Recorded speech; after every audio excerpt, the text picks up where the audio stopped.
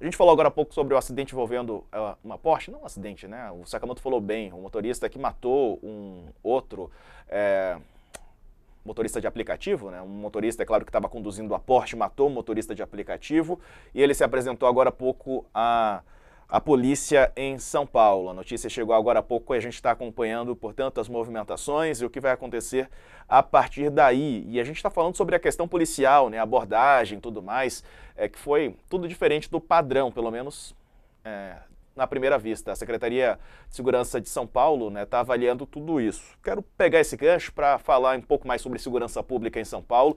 O secretário da Segurança Pública em São Paulo, Guilherme Derrite, ele prepara um projeto de lei. Esse projeto prevê a implantação de novas regras para a aposentadoria compulsória de policiais militares e, se aprovado, deve mandar imediatamente para a reserva cerca de 40% dos coronéis, a cúpula da PM de São Paulo. A medida é vista por especialistas como mais uma ofensiva do Derrite em relação ao grupo que, dentro da polícia, resiste ao avanço da politização dos quartéis.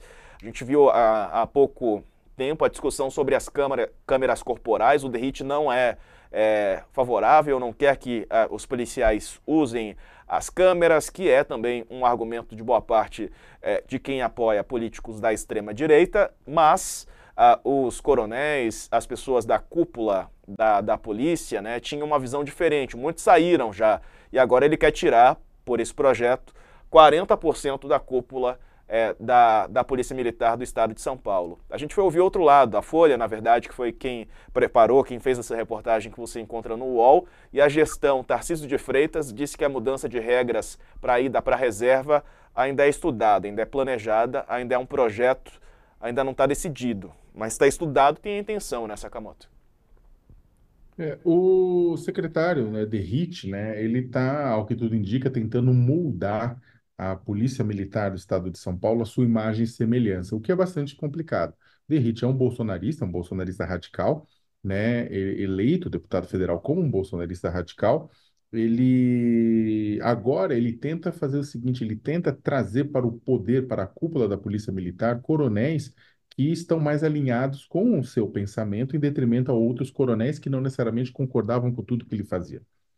Cabe, em um regime republicano e democrático, você assume uma instituição e você tem funcionários nessa instituição, concursados nessa instituição, que é o caso de policiais, né, de carreira, e você vai trabalhar com aquilo que você tem, você vai implementar uma política de acordo essa é a minha política. Se a política ela não estiver de acordo com as regras da corporação ou de acordo com a lei, é natural que os subalternos questionem isso. Poxa, mas jura que a gente vai fazer isso aqui? Ah, não, mas assim, dessa forma, é complicado. E ele não, ao que tudo indica, e pelas reportagens que estão saindo, o Derrite não aceitava isso, não aceitava esses questionamentos legítimos por parte de policiais que estão na cúpula do comando da Polícia Paulista. E olha que ele está falando de uma polícia que, sistematicamente, ela tem um comportamento complicado, ela tem casos de violência, tudo isso mais. Só que o Derrite acha pouco, né? Tanto é que a gente tem visto que desde que ele assumiu, os casos de letalidade policial, a Operação Escudo na Baixada Santista, a Operação Verão na Baixada Santista, tem levado a muitos mortes e mortes que não são necessariamente em confronto, apesar deles dizerem que sim. São mortes, que muitas delas, de pessoas com. Teve caso de pessoas com deficiência, usando muleta, sabe? Outras pessoas que eles encaram isso como danos colaterais, né? Então, é complicado, sabe? Se o Derrite conseguir aplicar essa mudança que ele está pretendendo, essa renovação, e renovação não necessariamente traz pensamento novo, às vezes está trazendo pensamento arcaico para dentro. Se ele conseguir executar essa renovação, a gente vai ter na estrutura do governo, da estrutura da Polícia Paulista, pessoas que concordam exatamente que se veem refletidas nisso. Ah, mas a polícia não tem uma grande quantidade de pessoas já que são bolsonaristas? Sim, a polícia, em qualquer lugar do Brasil, ela tem uma influência bem grande do bolsonarismo, mas em tudo tem limites, né? Esse é um problema para terminar essa análise, né?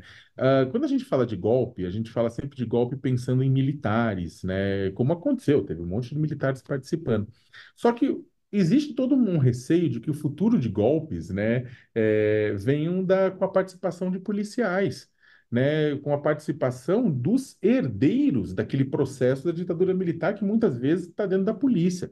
Pessoas que torturam como método, pessoas que se acham também acima do bem e do mal, né?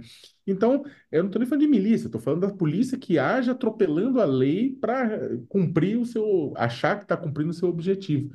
Então, o que acontece? Tem muito golpismo dentro das polícias, né? E esse é um medo, né? Com a substituição de nomes que têm uma visão diferente, uma visão talvez até mais democrática, né? Dentro do sistema, o que que vai acontecer? Não só com a polícia de São Paulo, mas com outras polícias ao redor do Brasil. A gente vai ter a formação de guardas pretorianas para que, quando for necessário, um presidente acione, ou a extrema-direita acione, né? Aí é complicado, Diego, é muito complicado. Nesse comportamento de derrite, a gente está gestando um ovo de serpente. Além disso, né, Sakamoto, essa radicalização, outro dia eu estava vendo numa rede social fotos, né, de viaturas da Polícia Militar, várias viaturas paradas no estacionamento de uma igreja universal do Reino de Deus. Né? Durante o serviço, os policiais militares estavam indo ao culto. Não tem nada demais os policiais terem a sua fé, né, entrarem participarem e tal da Igreja Universal, mas assim no horário de serviço, e a gente vê como tudo isso tem moldado um comportamento que já é, né, muitas vezes para esse sentido, né, mas que a gente vê agora isso se concretizar nas ações, tanto para quem já está no poder, no caso em São Paulo, o Derrite, mas a gente fala desses comportamentos, aí também vale ressaltar que a polícia da Bahia também é uma polícia que mata bastante e é um governo do PT, né? Então, as polícias militares, de uma maneira geral, elas têm um comportamento que tem sido alvo de questionamentos, né? E a gente precisa, acho que até é interessante isso estar levantando, Diego, até porque, repito, acho que para todo mundo falar, estão contra o policial e a igreja. Não, pequeno gafanhoto. Todo mundo aqui é a favor de que cada um professe a fé que quiser. A questão é que tem coisas piores. A questão é que você tem gente, policiais usando estrutura, corporação usando estrutura de igreja, emprestada por igreja para formação. Tem coisas que acabam pegando e, sabe, é torturar o Estado Democrático de Direito, o Estado laico. Você não pode fazer isso, né? Você não pode fazer isso, né? Tipo, você não pode tipo, utilizar uma igreja, né, para uma formação ou obrigar uma pessoa a ir no culto, que seja. Isso aí não pode acontecer. É um absurdo. As pessoas têm liberdade para professar sua fé ou professar fé alguma, né? Fé nenhuma. Agora, a gente tem visto nos últimos anos, né? A gente viu um motim no Ceará, a gente viu o início de motim na Bahia, a gente viu muita coisa acontecer que é assustadora. É assustadora, né? Politizar corporações que contam com armas é uma coisa terrível, né? Politizar corporações e dando a elas, incitando elas a serem soldados de determinada ideologia é terrível. E isso pode causar um problema muito grande para a democracia brasileira no longo prazo, Diego.